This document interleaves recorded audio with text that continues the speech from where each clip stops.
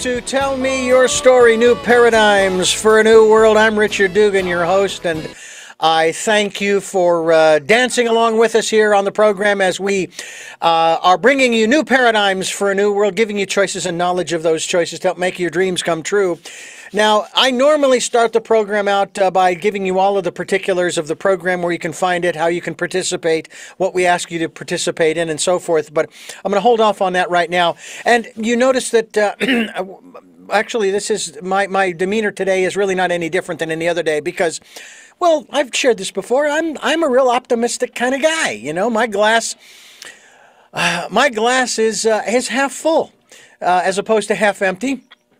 I'm not sure full of what, but we'll find out here throughout the program, because today we're going to talk about an organization that is, yes, local, but it is also international. But today we have representatives from the NORTHSIDE Optimist Club of Santa Barbara.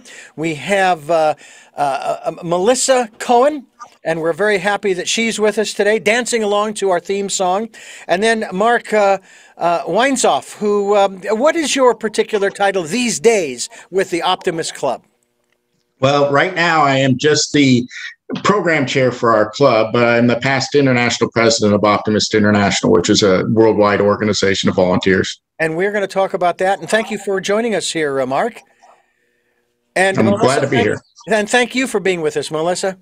Thank you so much, Richard, for having us. This is an interesting subject. I've gotten really tired of some of the cliches referring to the period of time in which we are. I referred for the last couple of years to that particular period as the COVID era. And with all eras, they have a beginning, they have a middle, and they have an end. I don't know where we are right now. All I know is we're still in the COVID era. Hopefully, we're at the latter portions of at least the extreme aspects thereof. They say that it's going to be with us for the rest of our lives, kind of like the influenza, you know, and that kind of thing. Be that as it may, with other things going on around the world, things going on in this country, as well as in this state and in this community of Santa Barbara County and the city of Santa Barbara and all of the surrounding communities.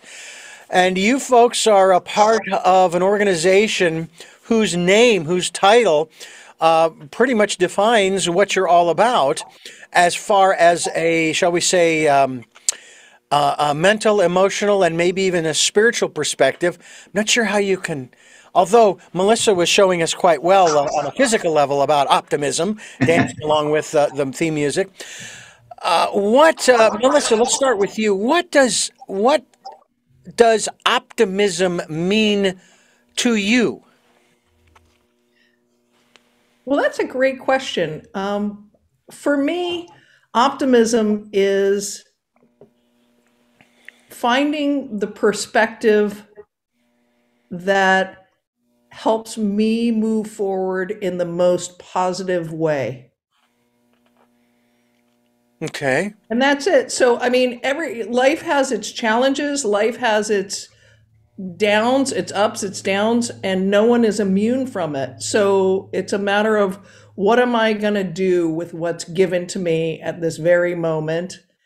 And how can I look at it in a way that benefits me and all around too? I don't want it just to be me. I want it to be a universal thing. So I have an optimism that even the things that are challenging and seemingly bad, when I look back on things, I'm like, wow, a lot of great came out of that.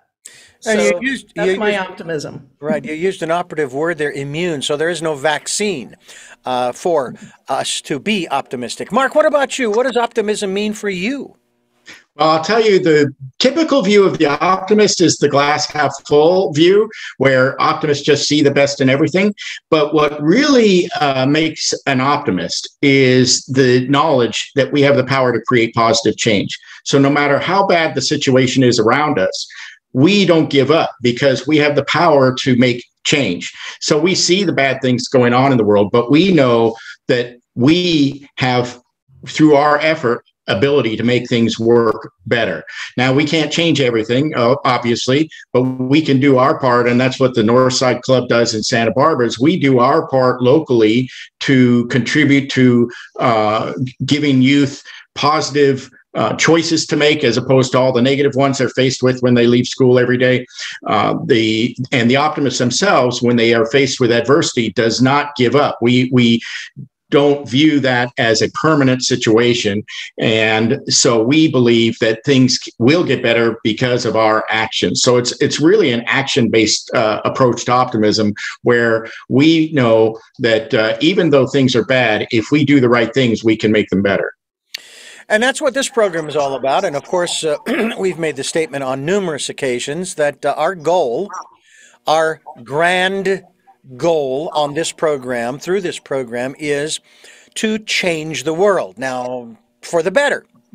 That raises a couple of interesting questions for the listener, I'm sure. You want to change the world, but my better may not be the same vision as your better. Let's talk a little bit about that, since change is the constant in the universe. And I'm wondering if, from an optimistic perspective or an optimist's perspective, knowing that everything is temporary, does that help you, both you, Mark and Melissa, to sort of keep a handle on your optimism, knowing that, hey, yes, this particular challenge, that particular challenge is there.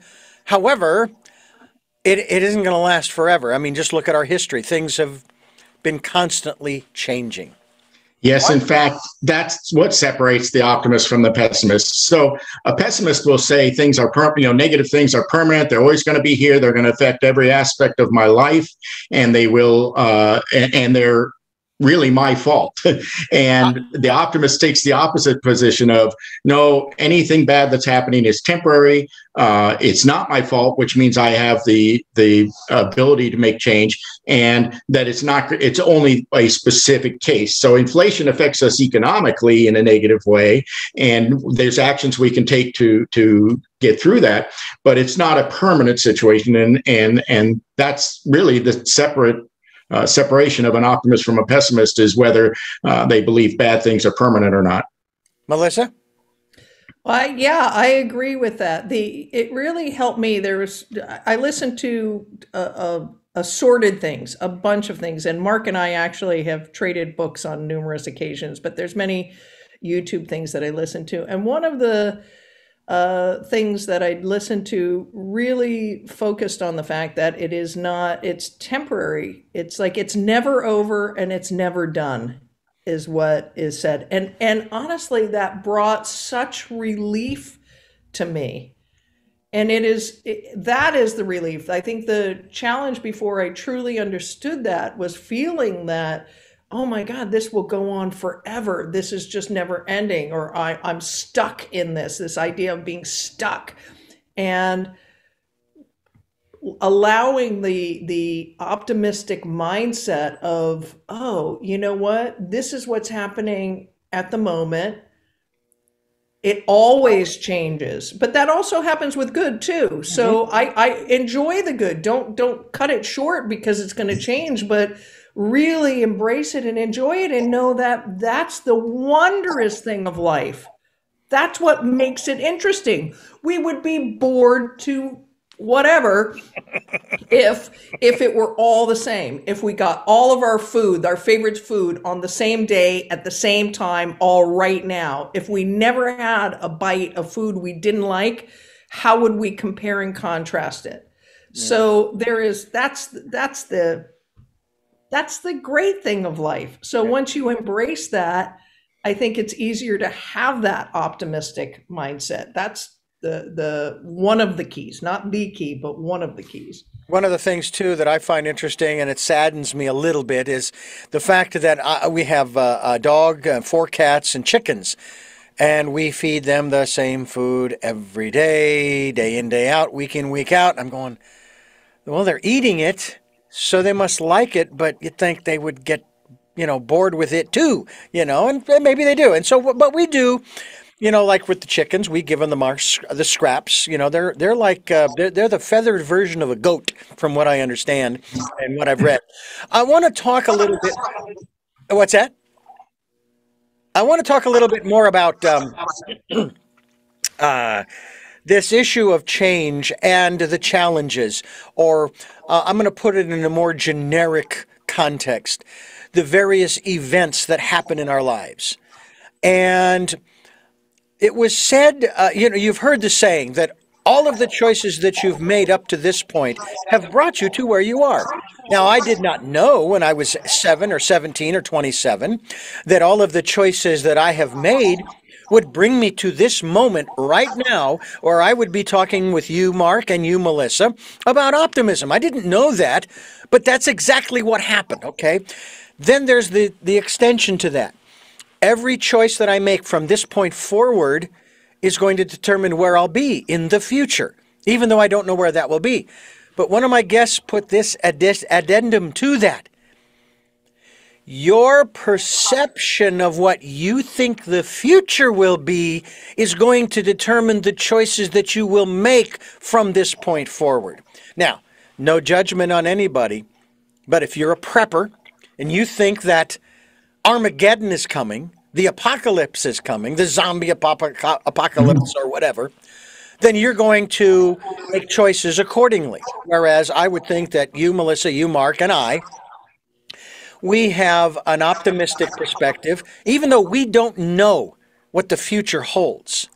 We choose to believe that it will be, we'll say better, okay, that again, inflation will fall off and things will stabilize again, and maybe we'll have a little bit more peace in our lives, even if it's just in our immediate lives, if not globally, and so forth.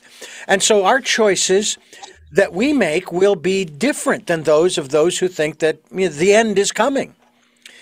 Let's talk a little bit about that here as we continue. We're talking with Melissa Cohen and Mark Weinzoff on Tell Me Your Story. I'm Richard Dugan, your host, and I'm glad that you folks are with us. Let's talk about what I just mentioned just a moment ago about how you view change and choice, and then, as you alluded to, Mark, creating the future based upon those two elements.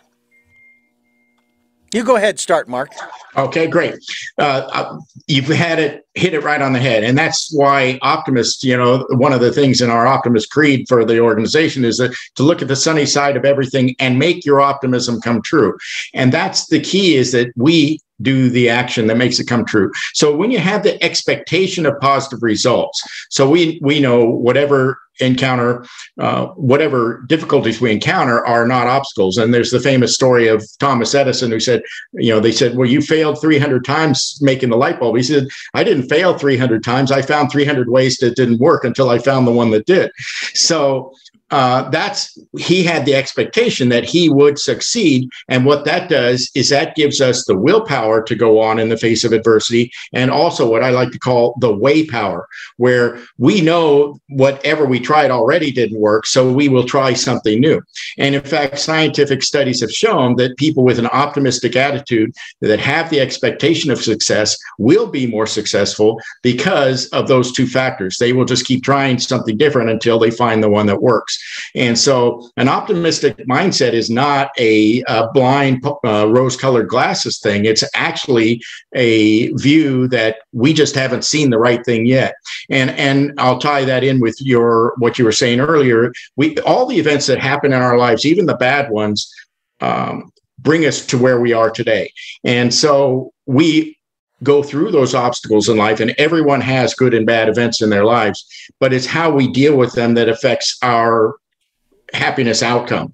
And so we have the power within ourselves to deal with any obstacle, as long as we keep going forward and moving forward. And so even those negative events bring us to where we are today. And that's why one of the basic practical items of optimism is gratitude. When in any situation, if you look for something to be grateful for, you can raise your happiness level, and that gives you the willpower and the way power to go forward. Melissa?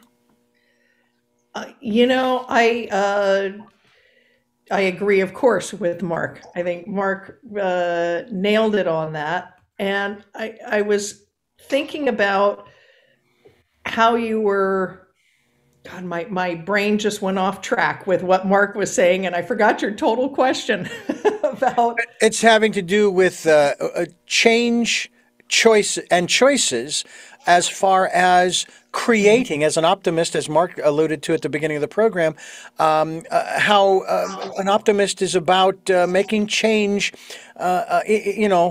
in my life, in the lives of the people around me, and so forth, but based upon those two elements of choice and change.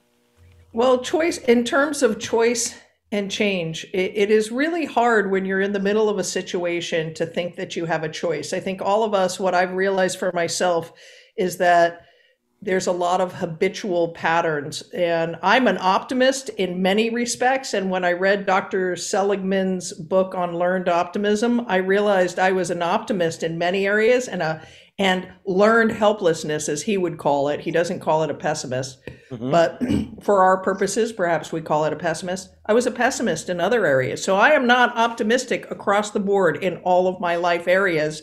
But as I get more optimistic, what I realize is this change that you're talking about, just because it's done in the past. And Dr. Wayne Dyer, there's a wonderful quote he said about the wake of your boat does not drive the boat. And yet many people are looking back at the wake and expecting it to drive the boat. And it just turns you in circles. It doesn't do anything. So it's the looking forward. And at any point, change happens at every minute, every day. And the choice you make today, and where we're at today, I would argue, is actually the past. It is not. It is right this minute is now. But this is the past. And so when we're even upset about something that happened yesterday, we're influencing and impacting our future and heading in that direction. So if you're focused, the focus on choosing where you want to go. And if you see an apocalypse, is that really where you want to head? Or do you want to start steering your ship and helping people to steer a ship towards a brighter future, towards one where people are accepted, towards that? And it starts within yourself, of accepting people, of putting out joy, of, if someone's having a challenging day, seeing it as temporary, not as a permanent fixture of who they are, but as a temporary moment of where they're at that moment, and allowing them to find their better self.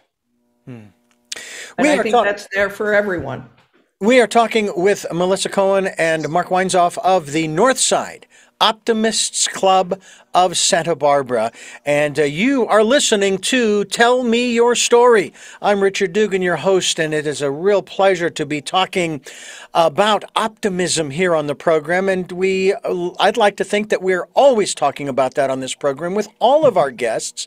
What I find so interesting, both Melissa and Mark, is and I myself, I was born and raised, and I know that our beliefs have a lot to do, and we can talk about that as well, with our optimism or pessimism, as we're going to use the word here today. I was born and raised Catholic, but I was not raised with a view of the future as far as the end of the world, the apocalypse, Armageddon, all those kinds of things. Or in our modern times, the zombie apocalypse. My wife loves that program, The Walking Dead, and says, "Are you ready for the zombie apocalypse?" And I'm saying, "No, I don't think it's happening." But she's playing around, she's having fun, and I get that. But there are people who have that attitude, and specifically those people who buy into or accept or believe that many of the quote-unquote prophecies of some ancient wisdom teachings, as I like to call them, are are coming true all around us. And I worked for a Christian station for 15 years, where when things were happening in the Middle East, they say, okay, and these are the signs, and it's on its way. And then all of that would dissipate.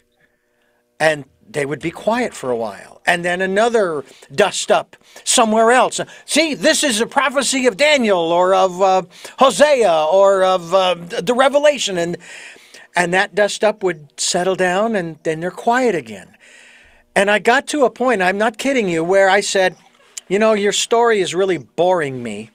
So here's what I would like to do. Could you tell me how I could help to bring about this event you're talking about so we could move on to a new story? Because this is just boring me to tears.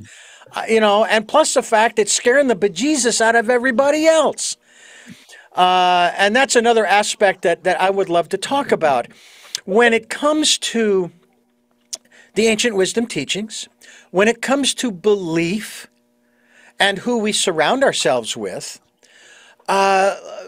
Melissa, talk to me about the members, in this case, the members of the immediate Northside Optimists Club of Santa Barbara, and not necessarily their religious affiliation, but their, shall we say, their spiritual underpinnings as to what maybe in a general sense, because you don't necessarily want to talk about specific people, but in a general sense, what they believe about where we are today and where they hope and believe and maybe pray that we will be tomorrow and the next day and the next day.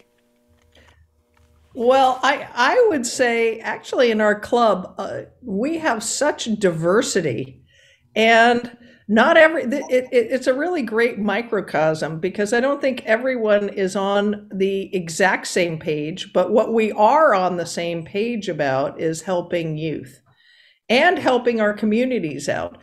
So we have different political affiliations. We have, which in this day and age can be very challenging for people, but we keep that out of our club because it's not appropriate. We're not there for that. We're there for making our communities better. Mm-hmm. And in terms of spiritual stuff, I think we're all on slightly different paths. Some of us more akin to each other.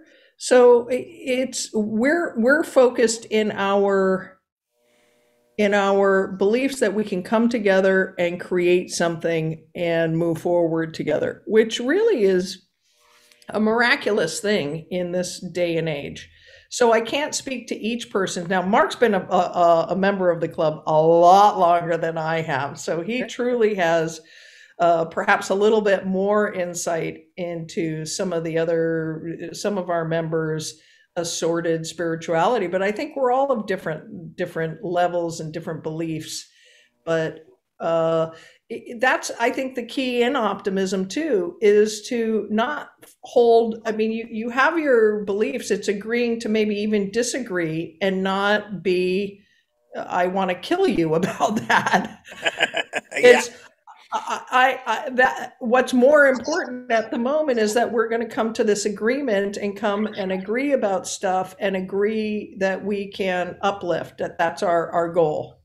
Mark, I would like for you to expand on that, but also expand it out from the Santa Barbara Club out to, because of your representation of the international organization and the people who are involved on an international level. I think that the key element for all members of our organization, and probably everybody in the world and all religions, is a sense of community. So we understand that we are not within, as a single vessel, not the great power in the world. Our power comes through our community and our shared world. And so that's why even if you have diverse religions within a single group, and you have, in our case, many different countries. I'll be visiting Nepal soon. And of course, in Nepal, their religious views are very different from the United States in general. But we have this commonality that when we come together as people, we have this, every person has a spiritual commonality that's common, that's shared with everyone else, regardless of how we conceptualize it in a framework.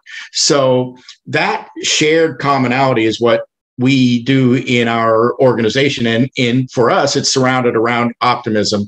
But I think every religion has a view that is optimistic in nature, and in that we are not perfect in our whatever state we're in, but we always strive for perfection and to make this world a perfect place, as in many religions they would say is God's purpose. So what we're doing is always striving to improve ourselves and our world. And so that shared belief that we can do that is something that is shared even regardless of what religious framework we view it through. Melissa Cohen, Mark Weinzoff, we are talking optimism right here on Tell Me Your Story. I'm Richard Dugan, your host, and we are joined by two people who are very optimistic. The next place I want to go is with each of you personally, in that, Melissa, have you always, even as a child, been optimistic, or is it something that you have had to cultivate, especially based upon what you said just a few moments ago about how not all aspects of your life you are an optimist? I have definitely had to cultivate it. When I was a teenager, I was very moody. I would say, I remember at one point playing a bunch of sad songs. I might have been about 15 years old, 14, 15 years old. And I was just playing songs and feeling the old woe me, and I was totally teenage angst, and the world was crushing, and all these things were just challenging. And then I had a moment of recognition, like, why am I doing this to myself? Like a moment like, why am I listening to this sad song and making myself more sad? And I think luckily with my personality, I tend to introspect and maybe a little bit of an overthinker. And I started asking myself questions, and it has been a long, long haul. And over the years, different things have been graced upon me, different books and people who've said things. And some of the seemingly best things that have been said to me were kind of negative, because they shocked me into a better spot of recognition. And so I started noticing that, like, wow, I really needed that person to be so incredibly rude that I questioned things, that I got so upset that I really thought about what they said and then fought against it or said, yes, they're right, either way. And it's made a huge difference. And then started reading a lot of books, because I really wanted to understand the way people think and the way I was thinking. And Mark has helped me out many times with some fabulous books that he's recommended. And I love communication. And it's been a long, long thing. And this is the thing, I'm nowhere perfect at it. I've gotten a lot better, and I can be more relaxed about it. But I can see more clearly, wow, I am not so positive in that respect. How can I up my game in that area, but not focus on too much? Like, okay, well, I'm not going to focus on that now. This is more my immediate thing. So Mark, did you pop out of the womb and say, "Oh man, it's a great day, I'm alive," and or is this something that you really had to work at? Well, I'll tell you, I think that we are all born pessimists in a certain way, because the pessimists look at the world as it really is. They see danger, and that's what all life forms have to be aware of, what dangers are around them. So we do look for the worst. It's a natural instinct of human beings to do that. And so, but and I would say, no, my childhood was not the happiest. I encountered some things, and as a youngster, my brothers used to beat me up. My father died when I was 13 years old, and these kinds of things can really do damage to people.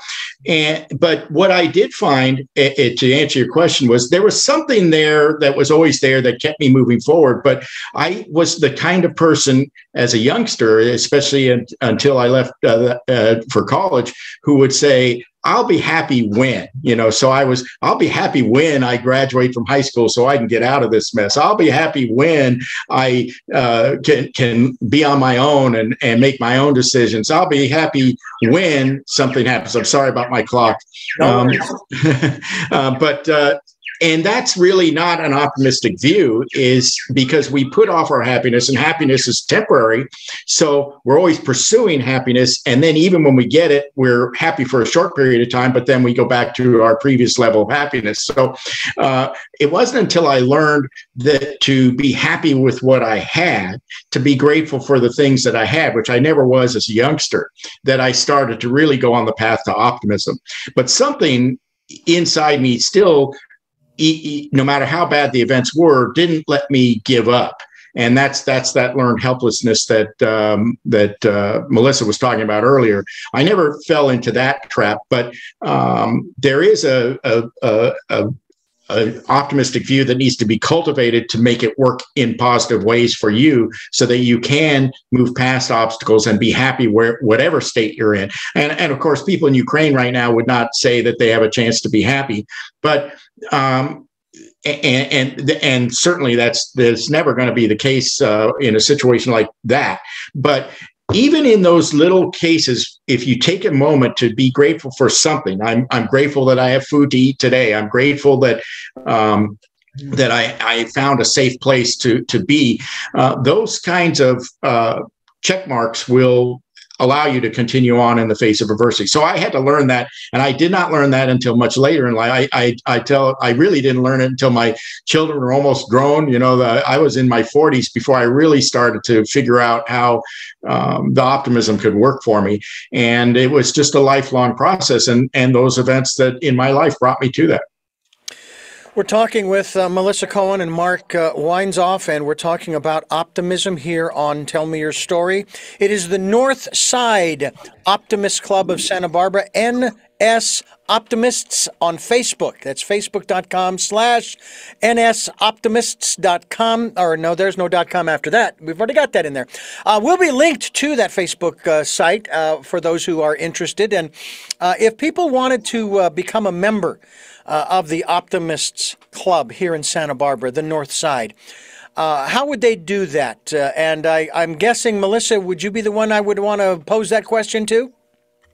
Sure, you'd pose that to me or Mark. As a matter of fact, he's brought in more optimists than I have. He's the uber optimist. Ooh. Uber optimist. But I would say you would connect with us and come to one of our meetings. We have virtual meetings on the second Wednesday of every month, and we have in-person meetings at Mulligan's Cafe up in Santa Barbara, which is part of the golf course up there, from 7:30 to 8:30 a.m. on the fourth Wednesdays of every month. So you could come join us for breakfast, or you can come on a virtual.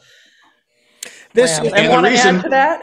The reason we're the Northside Optimists is we were the second Optimist Club in Santa Barbara. So in 1948, the first Optimist Club was formed, and we came along in 1971. So we've been active for over 50 years in this community. And originally we focused on the North Side, but eventually we merged there was a Goleta Club as well. So now we're all combined into one. And we just kept the North Side name because we were the ones who absorbed the other clubs. But we serve all of Santa Barbara and Goleta, and yes, it's easy to become a part of it. And really what it does is it gives you an opportunity to give back to the community and surround yourself with optimistic, positive people who are working for meaningful change in our community. So we do various activities throughout the year. We just did an art contest with the Boys and Girls Club, the West Side Boys and Girls Club, and we do many different activities. We take, we haven't done it for the last couple of years because of COVID, but we annually take a busload of children from the Goleta Boys and Girls Club, the West Side Boys and Girls Club, and the Carpinteria Boys and Girls Club down to Dodger Stadium for a Dodger game. We have an oratorical contest. A San Marcos student won our oratorical contest and is eligible for up to $22,500 in scholarships if she continues at the higher levels. So what we're about is providing positive choices for children.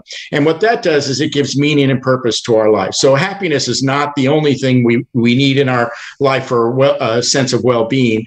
We need happiness, of course. We need positive people. We need positive relationships in our lives. And we also need meaning and purpose, because meaning and purpose is something that is essential to everyone, to feeling that we are going to make this world a better place than it was before we got here. And our Optimist Club gives us opportunities to do that without having to take the whole burden on ourselves. So that shared responsibility allows us to each contribute in little ways that make a bigger difference in the community.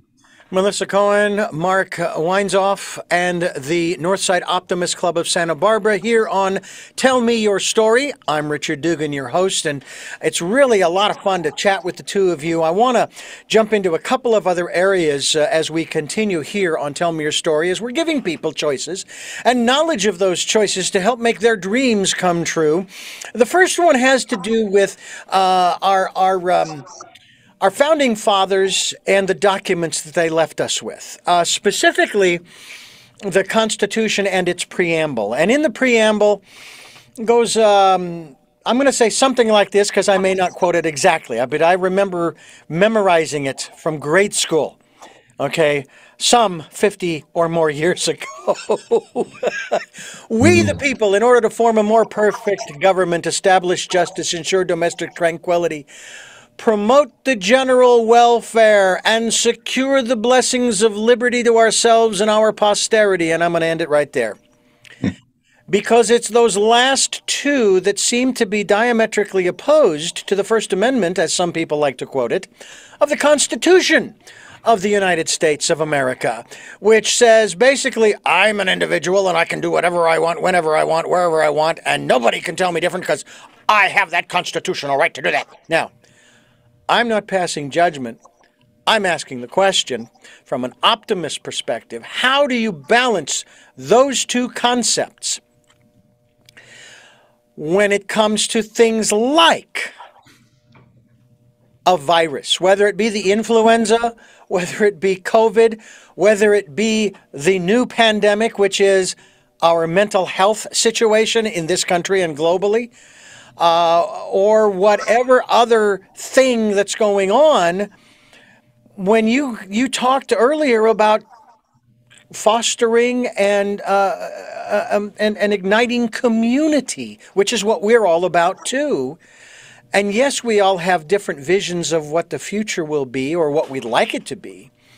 But it just seems to me that I'm going to say that it's a paradox. They're almost diametrically opposed, and yet even from a Christian philosophical perspective, you have to take the same position that I'm going to be a servant to the master. Okay, not my will, but thine. Ergo, I give up my individuality to follow. Okay. So I don't have the right to say and do whatever I want, whenever I want, wherever I want, because I'm following the master and his guidance in whatever form that would take. And so I'm posing all of this as my observations. I'm not making any judgments or casting aspersions. I'm curious. Mark, you start with this if you could. Well, that's the beautiful thing about our world and people in it, is that we have diverse opinions about everything, and we can look at the same thing in different ways. And it's that commonality I referred to earlier that I think is being referred to in the Constitution as well as in every religion you have. So not every optimist who's a card-carrying optimist in our clubs agrees on everything or sees everything the same way. And in fact, that's the strength of our world and our organization itself, is that we allow those differing opinions to come forward. In fact, we have pessimists in the Optimist Club. Who would you want flying your plane? The pessimist or the optimist who's saying, oh, we've got enough gas to get there, we'll be fine. You want the pessimist who's calculating out, we have X amount of gas in the plane and we have this distance to go and here's how it works. So we have a diverse set of people in our clubs, and we allow those opinions to come forward, and we discuss those, and we come to not necessarily agreement, but we come to a way to move forward with whether we agree or disagree with each other doesn't make the difference. Is we make a decision to go forward in a certain way. And the great thing about optimism as the core belief is that we are able to overcome any obstacle. So even if we disagree on something, once we go forward, we still share that same commonality that allows us to move forward in positive ways. Melissa? Well, again, I generally agree with Mark because we're on the same page on many respects. And to add to that, though, about the challenges that you're seeing in the constitutionality of people, the mask wearing, should we wear a mask, should we not wear a mask, or whatever. I think that when people are in fear and when people are under duress, they make poor decisions. And that is a challenge with everyone. It's a human nature thing if you look at many psychological things. And my daughter and I went through, in terms of people thinking that we have freedom, you have the freedom to do anything you want. You do not have the freedom to walk naked in our community. You do not have that freedom. Well, you'll get picked up. You're not allowed to. That's my point. Right. But so somehow what you have to look at when people are being triggered is they are not being their best optimistic self when they're coming from a place of defensiveness or this and that and lack of power, and that's where that comes across. And if we had better leaders who could be softer about things, because if you attack, people defend, and that's what it comes down to. So if you use attack words, they defend. And that's me included. As soon as my mind automatically, someone mentions something, my mind thinks, oh, what's the opposite of that?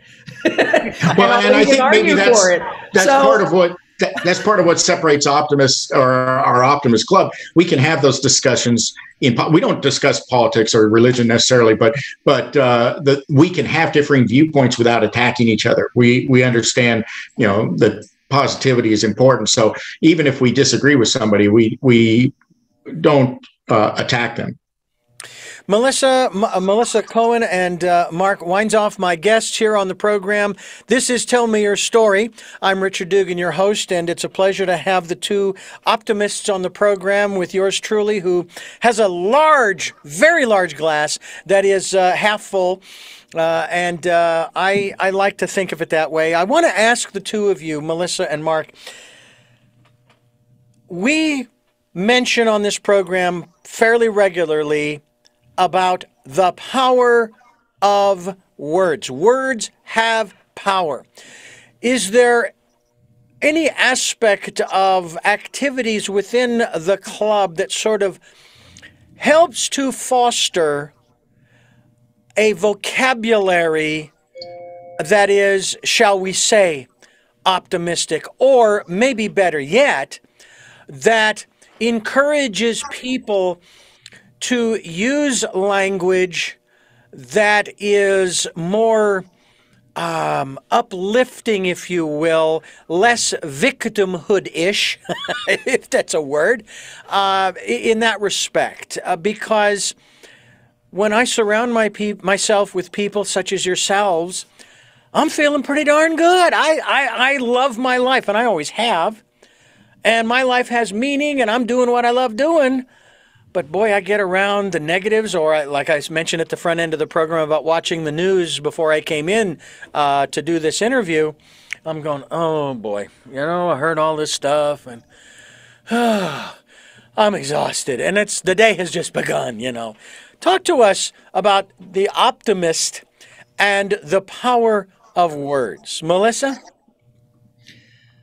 Well, Dr. Seligman, in his book Learned Optimism, if you read through that, words are actually key in helping people remain optimistic in themselves and about different things. Whether the words you use, always and never, if it's referred to as I always fail at this, I always lose out, that's a permanent and pervasive always. And those types of words actually really impact your mental well-being.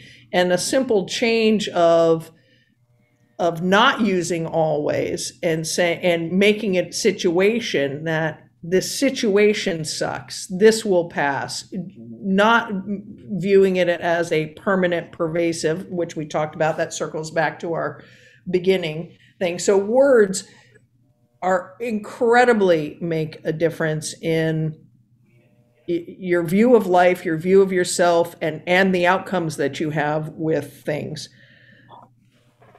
And in terms of our Optimist group, our Optimist Creed really sets us on that goal. And I got to say, it's a hard one for a lot of people to live up to. And when I joined the Optimist Club, I joined because I was like, yeah, I'm an optimist. I'm already an optimist. I didn't even know what they did, but I knew I was an optimist, and I knew I needed to be a part of Optimist. And I must say, it was a little bit different because the service organization part of it, I hadn't counted on it. I thought I was joining up and I was just going to get like, are we going to be doing positive stuff all the time? And it isn't quite that. We're not like, woo, woo, we're going to be doing optimistic words all the time. Although our meeting, since I'm the president of it this year, I do try and bring that to every meeting. But each club in our organization does things differently. Listen, this is run by people. We're going to have pessimistic and not as optimistic thing, but our creed is our guiding force. And it was taken by Larson. So Christian D. Larson, 100 years ago, wrote these words: promise yourself to be so strong that nothing can disturb your peace of mind, to talk health, happiness, and prosperity to every person you meet, to make all your friends feel that there is something worthwhile in them, to look at the sunny side of everything and make your optimism come true, to think only the best, to work only for the best, and to expect only the best, to be just as enthusiastic about the success of others as you are about your own, to forget the mistakes of the past and press on to the greater achievements of the future, to be too strong for fear, too happy to permit the presence of trouble, and too noble to I messed it up. You'd think I would know it, but the key is those are very strong words. I saw those words hanging on a wall when I was 20 years old, and I didn't know it was associated with an Optimist club. But I thought to myself, as a young idealistic person on the path to happiness, that if everybody lived this way by those words, what a great world this would be. And later I came to find there's a group associated with those words that use that as essentially their mantra, that we remind ourselves. And as Melissa said, these are hard words to live by, and nobody lives up to them 100% all the time, just like we strive in our religions to live a life that is hard to live, hard to be perfect about. But we remind ourselves of those words. And I think those words, if you want to talk about the power of words, I think those words are very powerful. I'm sorry I messed them up a little bit. But the fact is, that's just reminding ourselves of that view every time we get together is something that lifts us up in optimism. Is that the Optimist Creed? Yes. Can Mark do them over so you can clip it? Well, it would be great to put them on the screen, but I'll tell you what we'll do. As you are saying them, for those who are watching on YouTube, they'll be able to see them. We'll get them up on the screen as you are giving those words to us. I also wanted to ask the two of you about what I saw, and again, this is an apolitical perspective, all right? Just bear in mind that when the 2016 presidential campaign began, and of course, hindsight being what it is, my perspective on that campaign was it was the campaign of victimhood. It's their fault that we are in the mess we're in. And that's what really disturbed me, because I remember in the 80s when I was in my 20s, I'm 61 now, and victimhood was rampant when people would go through, and I went through personal growth programs like LifeSpring. They would talk about how, well, your parents, they did this and they did that, and people were blaming their parents for why they were the way they were. Then in the late 80s and early 90s, we began to understand the codependency aspects, and we began to understand my parents did the best they could with what they had. It's not their fault. It's now up to me. I'm not a victim.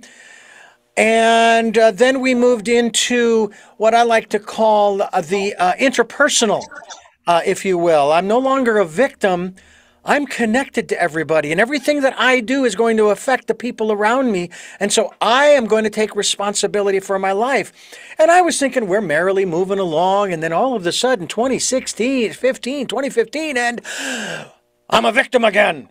And I'm going, I'm not playing that game. I refuse to play that game. I did that in my 20s, and actually it was a very short period of time that I played the game. I turned in my dice, my cards, and my player piece.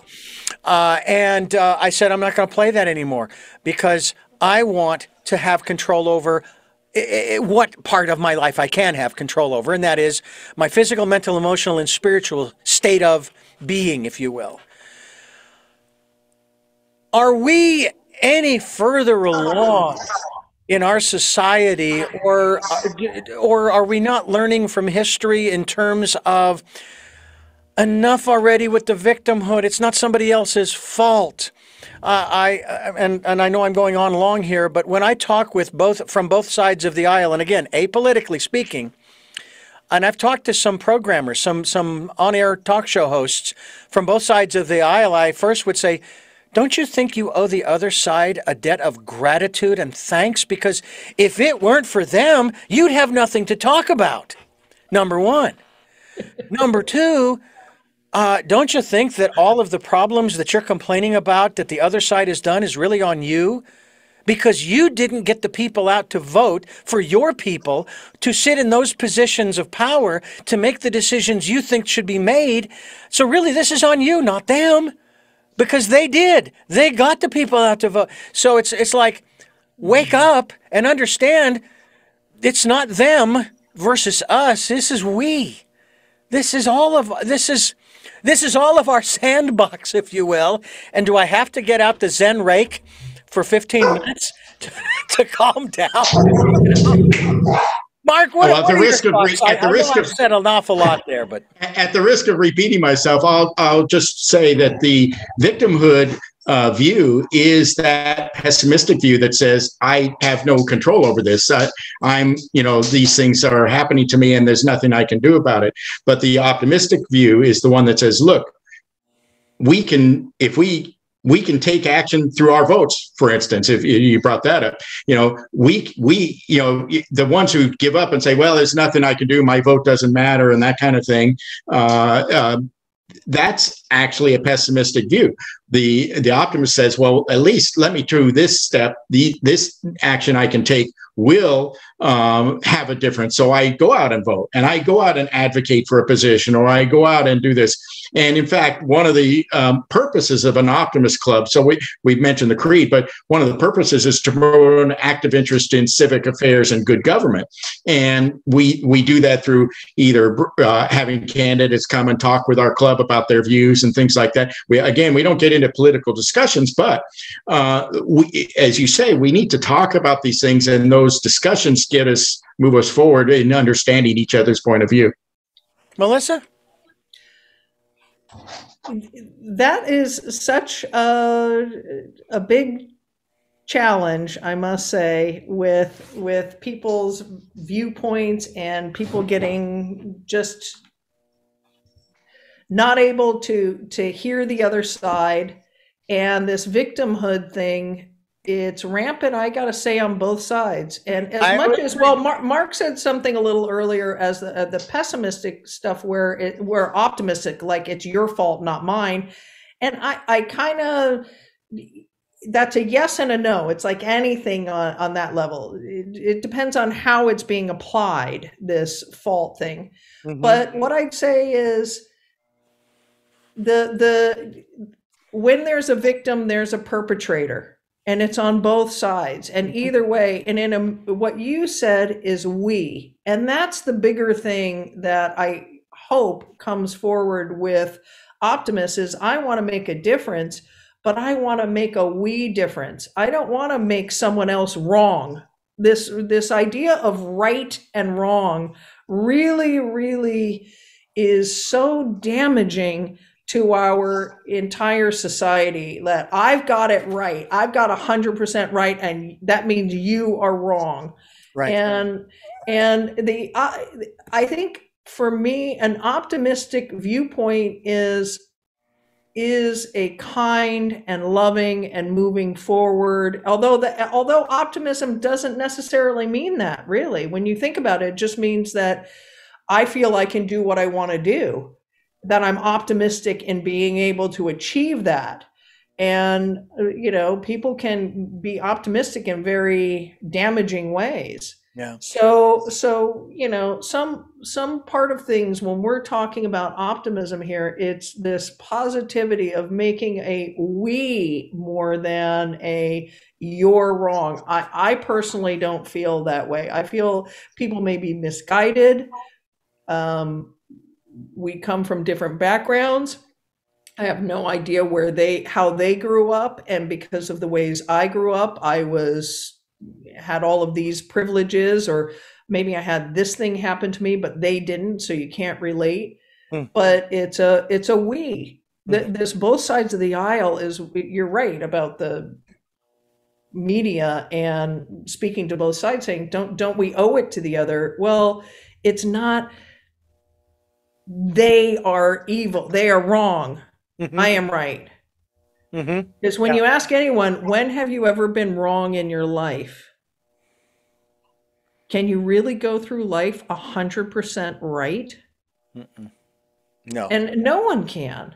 So when you think of it that way, it's a matter of being kind and generous and compassionate to yourself and those around you. And the optimistic viewpoint is that person, if I can see the best in them, my optimistic viewpoint, I can perhaps bring out the best in them. And with our creed, it's bringing out the best in youth. So here are these troubled youth. How are we going to see them as these are the people who are going to be victimizing people in the future? Or are these kids who just need a better way? Are these kids who need better options? And I pose that to adults as well. So it's easier to say it about children, but adults are just grown children who've gotten locked in their status and never been able to change. They didn't get our wonderful options to see things in multiple ways from multiple perspectives. Well, our founding fathers obviously knew something, because they started out our Constitution, its preamble, with that word, we. We. I'm not even going any further than that. They start with it. They didn't say us versus them. It said we. And so we need to take that into consideration as we continue talking with Melissa Cohen and Mark Weinzoff here on Tell Me Your Story. I'm Richard Dugan, your host, and I have to tell you how much fun this has been, and I'm really looking forward to continuing this kind of a conversation down the road. I think this is very important for us, because we're not talking about Pollyanna mindset and going down a primrose path or anything, or the yellow brick road. I would say that two things. Number one is, you made the comment, Melissa, about, have you ever been wrong? And I want to put it kind of this way. in terms of a challenge that was given to me about, well, what about all of the mistakes that you've made, Richard? And I responded with, I've never made a mistake in my life. But what I have had are life lessons or learning experiences that have taught me. That's why after the 2016 campaign, I verbally out loud to myself, and it was hard to do, I actually had to utter the phrase, "Thank you, teacher, for teaching me how not to behave." Then I had to get to the point where I said, I forgive you, but more importantly, I forgive myself for allowing myself. I'm not a victim. I allowed myself to get drawn into the quagmire. Then the third step was, what is it that you're so afraid of that it makes you behave and speak this way? But then the fourth phase that one of my guests said, and this all has to come from the heart. Genuine. I love you. You have every right to be here just like me. It doesn't matter whether I like or dislike what you're saying or doing or being or what have you. You're a human being just like me. And you've gone through whatever you've gone through in your life. You're not a victim, and neither am I. And I love you, and you're teaching me, and thank you for teaching me. And then I can move on, and I can let that go, and there's no resentment, and I'm not injuring my physical body with the stresses of resentment and anger and frustration and judgment, that kind of thing. And the forgiveness, but also forgiveness of self. So I went through that process of releasing and I have to say that was like one of the first times in my life that I actually had to consciously go through a process like that, because I'd never taken, I've had people say some things about me. It's like, I was born legally blind. The state of Arizona is the one that made that determination, okay, based upon my visual acuity. I didn't do that, so it's the state's fault, not mine, right? No. What am I going to do based upon what the state has said? What am I going to do? And if that means that I'll be bicycling until I'm 65 or 70 or whatever, in my 70s or 80s, hey, I'll be darn healthy, let me tell you. And then technology caught up with me, and I had a lens implant. Now I'm driving. Okay. So what you're talking about in terms of being an optimist, like I said, I got to that point where I said, okay, fine. I can't get a driver's license. I can't even get a license for a moped. So I'm going to accept that this is the way my life is right now, and we'll see what happens down the road. And I let it go, and boom, So you folks are doing a great service to the youth of our community and to the population at large on an international level. And Mark, kudos to you in that regard. I do have a couple of other things that I want to mention, but first I'm going to mention to you, the listener and the viewer, that you are listening and watching Tell Me Your Story. I'm Richard Dugan, your host, and we are here with Melissa Cohen and Mark Weinzoff, and they are with the NORTHSIDE Optimist Club of Santa Barbara. You can go to facebook.com/NSOptimists with an S on the end, and you can find out more about their organization. And we will be linked to that Facebook page so that folks can go directly there through our link. And of course, they will see it here on the video. If you're watching YouTube, you'll see it there as well. And we certainly hope that folks will go there to find out more about the work that you are doing. Maybe what they want to become a member. Maybe they need that kind. It's like, yeah, I'm an optimist, but my life and the people around me are just dragging me down, and I could really use a boost. I could use some support and some encouragement because I really want to go that way, but I'm not getting what I need from the people around me. They're all pessimists, and or they may not even be pessimists. They just don't care. They're just like, bear in mind, I love country music, but a lot of the songs are about drinking and fooling around and that kind of stuff, and playing around with their trucks and what have you. Nothing wrong with that. Okay, if that's what you're into, fine.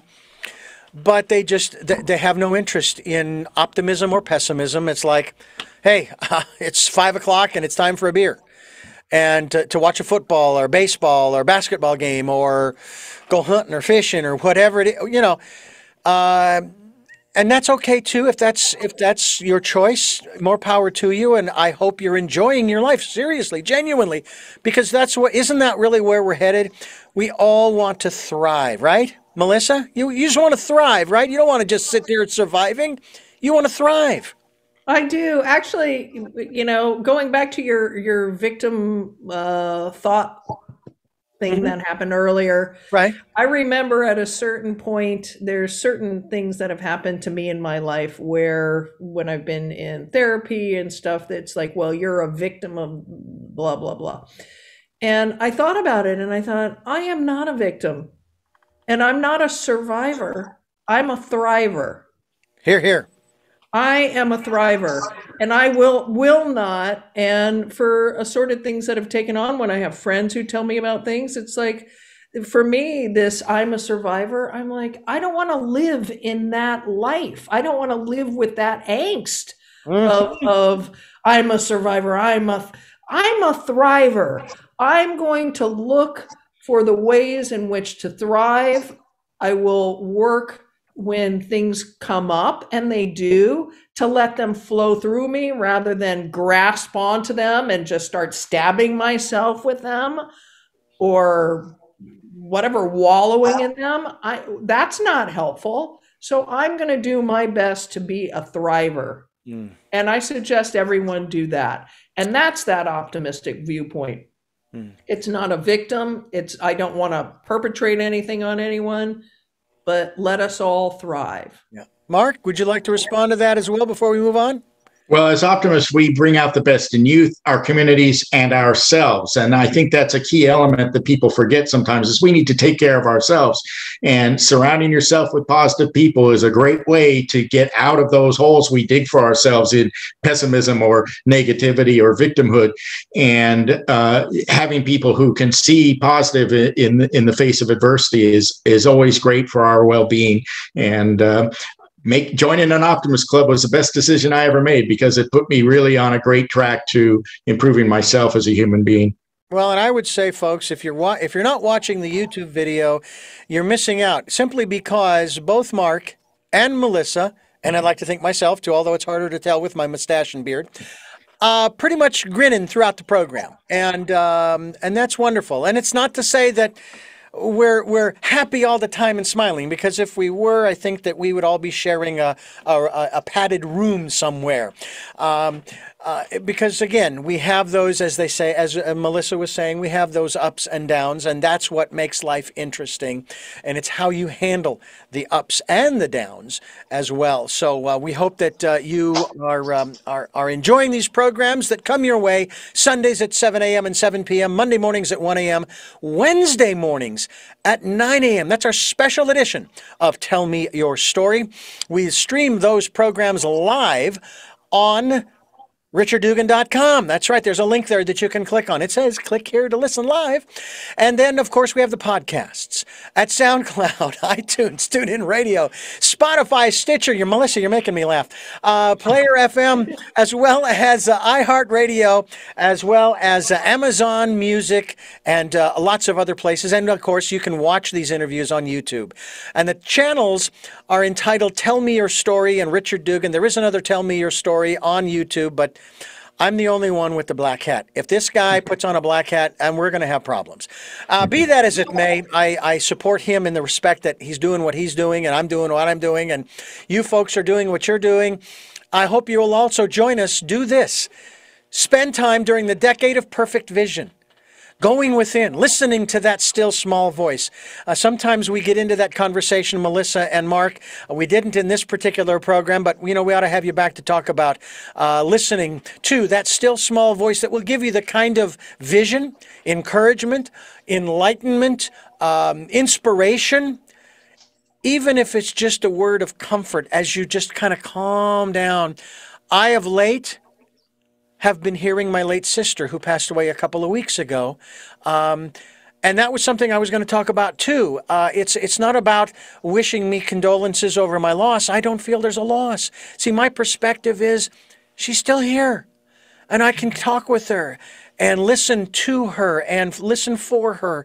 And I hear her laugh, and I'm seeing these wonderful images of her laughing and the faces that she used to make when, let's say it was an icky bug or something that she would, oh my, and I can just see that. So it's a wonderful thing when you're in that space to just reconnect. Sometimes you can do that.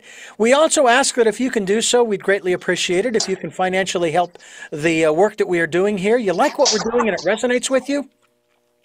We have a PayPal account. It's for your security as well as ours. And when you go there to send whatever you can send us, you put in the email address, Richard@RichardDugan. That's Richard@RichardDugan.com. Make sure you put the .com there.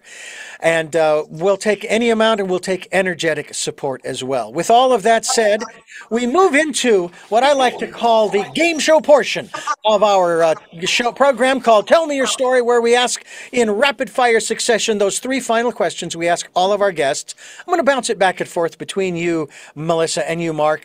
We'll start with you, Melissa, with the first question, and that is, who is Melissa Cohen? That's a question I've been answering, trying to ask myself for a long time, and I'm an optimist. I'm a mother. I'm a daughter. I'm a wonderful citizen of this beautiful planet, diverse planet that we live on.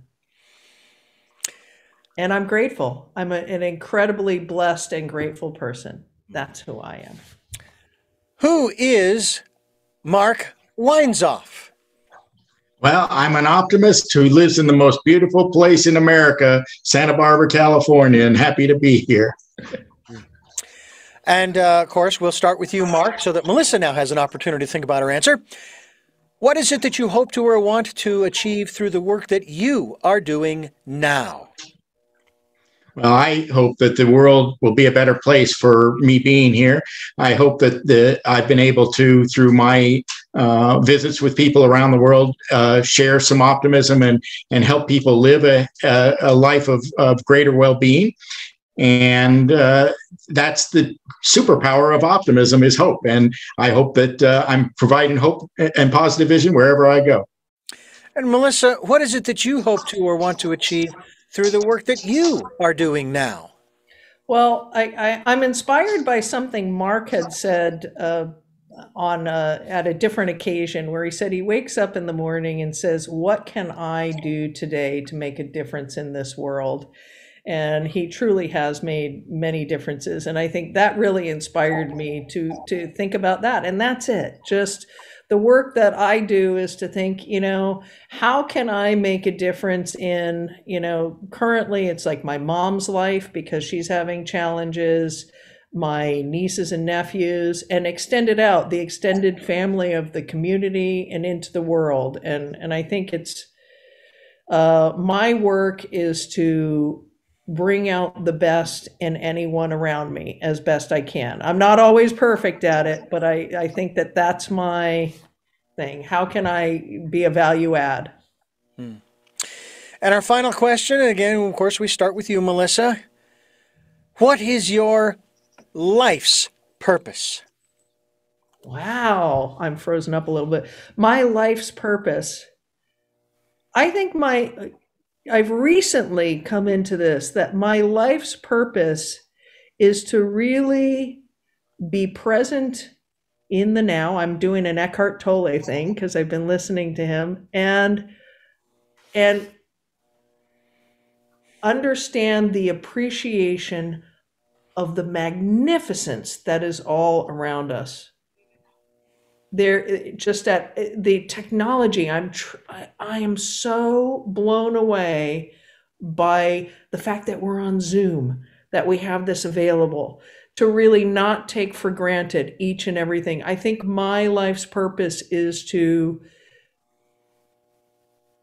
remember to embrace that more and more at every moment as much as possible. And I'm not fully there yet, but I'm getting there, and it makes a difference for me and those around me too, to have that incredible gratitude. And Mark, what is your life's purpose? My life's purpose is to be a positive influence on this world and hopefully make it a better place, but also to enjoy my time here and be someone who makes the best of whatever situation I find myself in and have the most fun while I'm doing it. I want to thank the both of you for joining us here on the program and sharing your perspectives and your optimism with us. And we hope to have you back again in the not too distant future, maybe even to talk about some of the events and activities that you have for the youth to help to foster this optimism through the Northside Optimists of Santa Barbara, the Northside Optimist Club of Santa Barbara.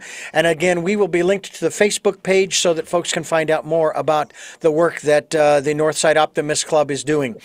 I'm Richard Dugan. This has been Tell Me Your Story, New Paradigms for a New World, and I thank you for listening and watching, and we hope that you will join us again for our next broadcast, podcast, videocast. Until then, love to Lal, and Jeanette, I'll be listening.